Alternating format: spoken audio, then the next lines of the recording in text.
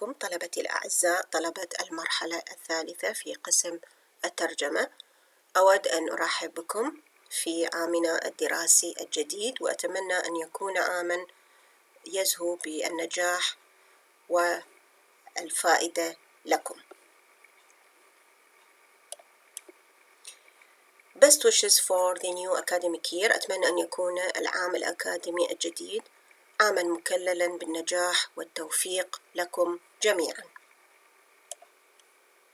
Course title، عنوان الموضوع لهذه السنة هو Contrastive Grammar أو النحو المقارن، أي أننا سندرس النحو في اللغتين، اللغة الإنجليزية واللغة العربية، ونجري بعض المقارنات فيما يخص مواضيع نحوية معينة لنتعرف على مواطن الاختلاف والتشابه بين اللغتين فيما يخص تلك المواضيع النحوية المعينة.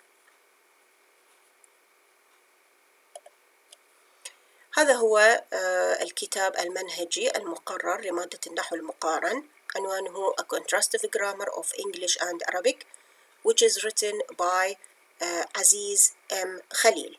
هذه هي صورة الكتاب، ونرى فيها اسم الكتاب واسم المؤلف، وهذا هو الكتاب المنهجي لمادة النحو المقارن. بالحقيقة سندرس في الفصل الدراسي الأول أو الكورس الأول فصلين من هذا الكتاب، وهما الفصل الثالث والفصل الرابع.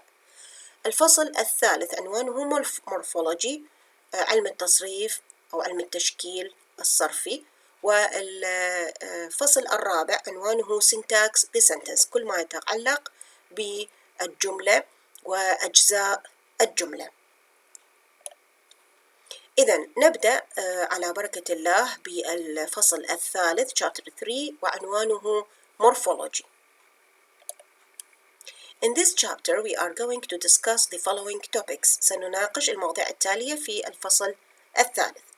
Definitions of the important terms. ينبغي بالبداية أن نعطي تعاريف لأهم العبارات أو المصطلحات التي سيتكرر ذكرها في هذا الفصل.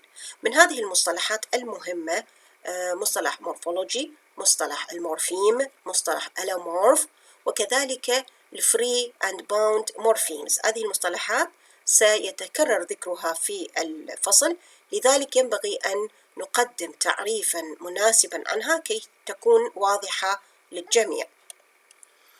Also in this chapter we are going to study the following topics, which are inflectional morphology, derivational morphology, word classes. ومن ضمن inflectional morphology we are going to study nominal categories, verbal categories, and adjectival categories. So, if you are ready, we are going to start with our chapter, which is chapter 3, which is entitled Morphology. So, let's start.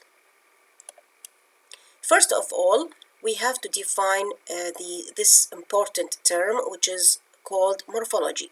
ينبغي أن نقدم تعريفا مناسبا عن هذا العلم كي نعرف ماذا سندرس في هذا الفصل بالتحديد.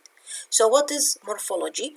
Morphology is a field of linguistics focused on the study of the forms and formation of words in a language. إذن المورفولوجي هو عبارة عن علم التصريف، أو هو عبارة عن أحد فروع علم اللغة، والذي يركز على دراسة صيغ وأشكال وتكوين الكلمات في اللغة.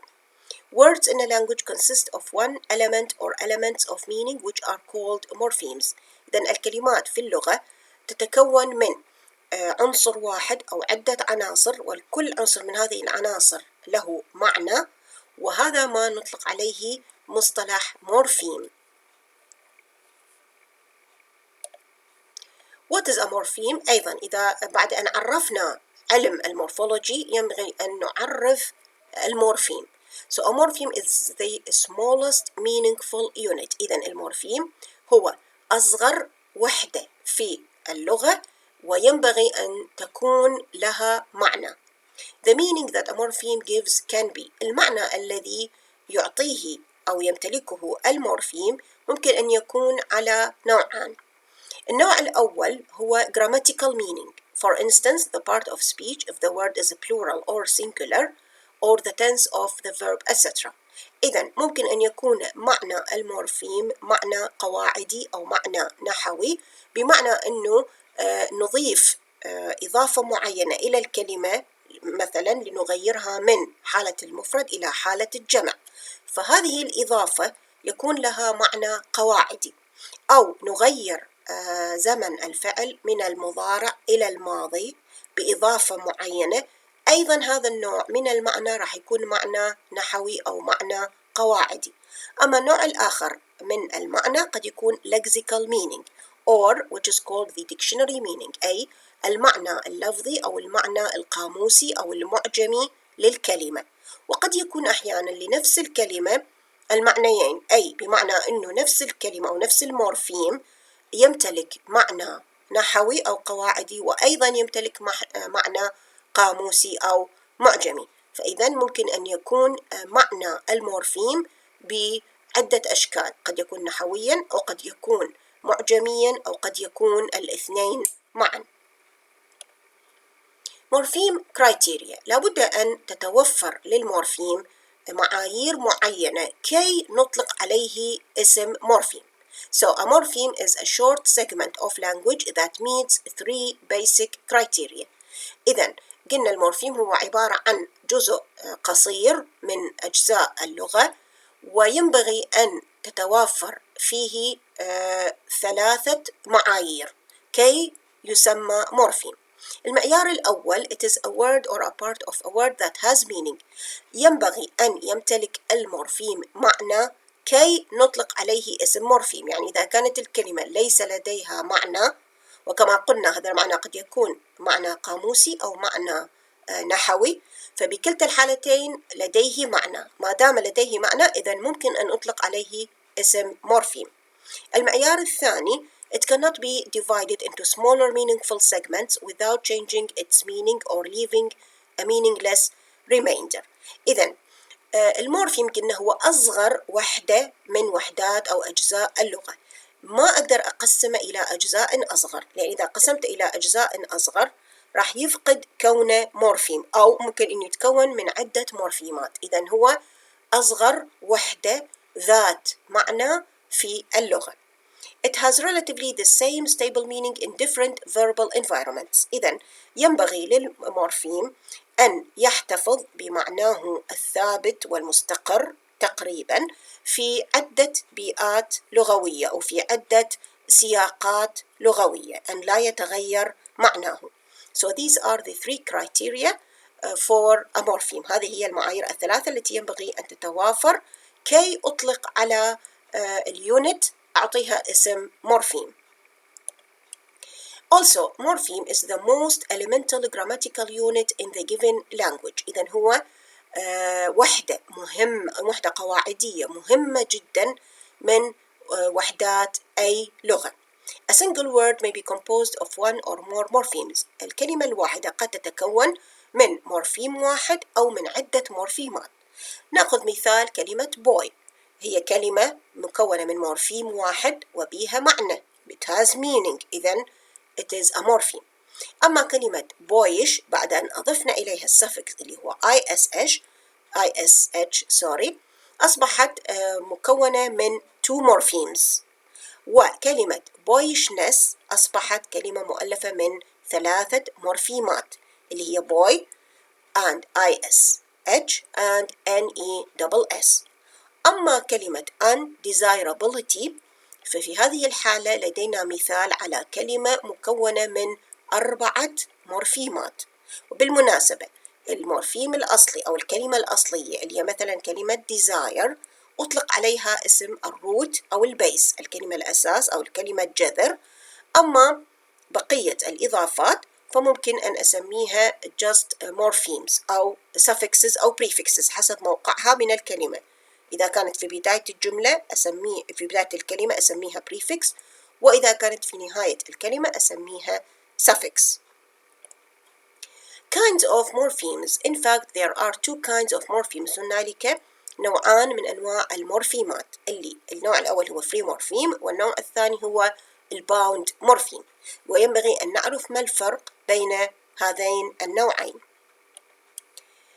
Many types of morphemes as we said according to occurrence حسب استخدامها. Free morphemes, a simple word consists of a single morpheme and so is a free morpheme, a morpheme with the potential for independent occurrence.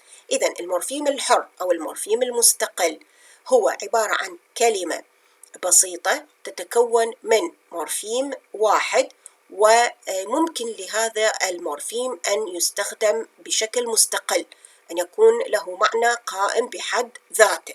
أوكي؟ مثلا في الجملة التالية The farmer kills the duckling. إذا حاولنا نعرف أين هي المورفيمات المستقلة في هذه الجملة we can say that the word the أعتبره free morpheme, the word farm أوكي أعتبره free morpheme، إذن هو عبارة عن الكلمة الأصلية بدون أي إضافة، والفعل kill بعد أن أحذف منه اس الشخص الثالث أعتبره free morpheme، وكلمة duck بعد أن أحذف منها الإضافة اللي هي ling تصبح عندي كلمة duck هي الفري morpheme. أما فيما يخص الباوند morpheme فهو على العكس من ذلك require the presence of another morpheme to make up a word. إذن ينبغي توافر كلمة أخرى يستند إليها الباوند morpheme، يعني الباوند morpheme لا يأتي بحد ذاته مستقل independent، it is on the contrary it is dependent، يعتمد على وجود مورفيم آخر كي يأخذ إلى معنى. They cannot occur independently. إذن الباوند morphemes لا يمكن أن تأتي بشكل مستقل. إذا نرجع على نفس المثال the farmer kills the duckling ونحاول أن نجد أين الباوند morphemes في هذه الجملة، سنقول إنه الإضافة في كلمة farmer اللي هي ER this is a bound morpheme okay because it is independent or sorry it cannot be used independently it is dependent. وفي الفعل kills as الشخص الثالث this is a bound morpheme. and في كلمة duckling الإضافة اللي هي ling هذا suffix ضفناه إلى الكلمة الأصلية فأعتبر هذه الإضافة أعتبر bound morpheme. إذن الفري morphemes تكون مستقلة بحد ذاتها كلمات مستقلة، بينما الباوند morphemes على العكس من ذلك لا تكون كلمات مستقلة بل تعتمد على كلمات أخرى كي يكون لها معنى في الجملة. أيضا إذا نلاحظ أنواع المورفيمز the free that can occur alone ممكن أن تستخدمها ككلمة مستقلة وقائمة بحد ذاتها، بينما الباوند morphemes those which cannot occur alone لا يمكن أن تأتي لوحدها، دائما تجي مرافقة إلى الفري morpheme. The word wool has one free morpheme لأنه كلمة wool هي أولا لها معنى وثانيا ما أقدر أجزئها إلى أجزاء أكثر، فإذا أعتبر الwool هي a word which is made up of one free morpheme. أما كلمة woolen ضفت لها إضافة اللي هي en كsuffix فأصبحت it consists of two morphemes، أصبحت مكونة من مورفيمين. الأول اللي هو wool الكلمة الأصلية اللي هي free morpheme، والإضافة اللي هي suffix en which is called a bound morpheme، فأصبحت مؤلفة من two morphemes. One of them is free and the other is bound. Here in this table you can see many examples of free morphemes and the words with bound morphemes، ونلاحظ شنو هي الإضافة اللي ضفناها إلى الكلمة. فمثلا كلمات مثل girl, cat, between, little, lagoon, caravan all these are free morphemes. They cannot be divided، ما أقدر أقسمها بعد إلى كلمات أخرى فأعتبرها free morphemes. أما كلمات مثل tidal, tumbling, occasionally, hills, Henry's, cranberry هاي أعتبرها words with bound morphemes. ليش؟ لأنه أقدر أجزء الكلمة إلى أكثر من جزء، فكلمة tidal مكونة من tide هي الروت أو البيز وضفنا لها السفكس al فأصبح tide هي الفري morpheme و al هو الباوند morpheme. كلمة tumbling tumble هي الكلمة الأصلية الفري morpheme، والing هي الإضافة أصبحت bound morpheme. occasionally occasion هي الكلمة الأصلية أو الفري morpheme، والإضافة اللي هي ALLY this is a bound morpheme. hills الكلمة الأصلية هي hill this is the free morpheme، وضفنا لها اس الجمع فأصبح اس الجمع هو الباوند morpheme. Henry's هنا هنري هي الكلمة الأصلية أو الفري morpheme، وأضفنا لها اس التملك فأصبحت اس التملك هي الباوند morpheme. وكلمة cranberry مؤلفة من كلمتين اللي هي cran الكلمة الأصلية أو الروت أو البيس أو الفري morpheme، وضفنا لها السفكس اللي هو berry فأصبحت berry هي الباوند morpheme. Also more examples of morphemes. For example the word boy كما قلنا سابقا مكونة من one morpheme one syllable مقطع صوتي. desire lady water أحيانا ممكن إنه الكلمة تتكون من أكثر من مقطع صوتي ولكنها مكونة من مورفيم واحد، يعني عدد المقاطع الصوتية لا يؤثر على عدد المورفيمات. أوكي؟ أو عندي مثلا كلمة crocodile هي مؤلفة من 3 مقاطع صوتية 3 syllables ولكنها مكونة من مورفيم واحد. أو كلمة salamander مكونة من 4 مقاطع صوتية. أوكي؟ ولكن هي مكونة من مورفيم واحد، فإذا عدد المقاطع الصوتية لا يؤثر على عدد المورفيمات الموجودة في الكلمة. Example of 2 morphemes كلمة boyish أو desirable. Here we have 2 morphemes. One of them is free and the other is bound. أو 3 morphemes boyishness or desirability. Okay, these are 3 morphemes. 4 morphemes gentlemanliness, okay, or undesirability. These are words which are made up of 4 morphemes. واحد منهم يكون free and all the other morphemes are bound. Or sometimes we have examples of words consisting of more than 4 morphemes. For example, ungentlemanliness. Okay, كما تلاحظون here we have 5 morphemes. So we have a word which is made up of 5 morphemes. أو sometimes even we have more than 5. لاحظوا كلمة anti-disestablishmentarianism. Okay, we have the free morpheme is the word establish. establish هو الفري morpheme أو البيس أو الروت. ضفنا له 2 prefixes اللي هي anti هذا البريفكس الأول ودس هو البريفكس الثاني، وضفنا له 4 suffixes أو 4 لواحق في نهاية الكلمة اللي هي ment هذا هو السفكس الأول، ari السفكس الثاني، an السفكس الثالث، وism هو السفكس الرابع. فأصبحت عندي كلمة مكونة من how many morphemes 1 2 3 4 5 6 7. We have a word which is made up of 7 morphemes. بالحقيقة هي عبارة عن free morpheme واحد زائدا 6 مورفيمات bound أو غير مستقلة. Okay. Also, more examples about morphemes to make it more clear to you. The word kind is made up of 1 morpheme only. The word under also is made up of 1 morpheme. بينما كلمة unkind ضفنا لها إضافة في بداية الكلمة فأصبحت مكونة من 2 morphemes. kind هو الفري morpheme وan هو الbound morpheme. redden is also made up of 2 morphemes. red هو الفري morpheme أو البيس أو الروت، والen هي السفكس أو الbound morpheme. Los Angelization. This is a word which is made up of 3 morphemes. Los Angeles is the base or the root or the free morpheme. والIZE هو السفكس الأول وATION هو السفكس الثاني، فأصبح عندي Los Angeles هو الفري morpheme بينما IZE وATION 2 bound morphemes. لاحظوا كلمة joy which is a simple word made up of 1 morpheme.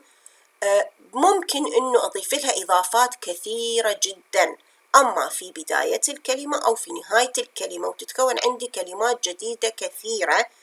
طبعا راح تبقى هي الروت أو البيس أو الفري مورفيم هي كلمة joy، وأي إضافة أخرى أضيفها سواء في بداية الكلمة أو في نهايتها راح أعتبرها كلها bound morphemes.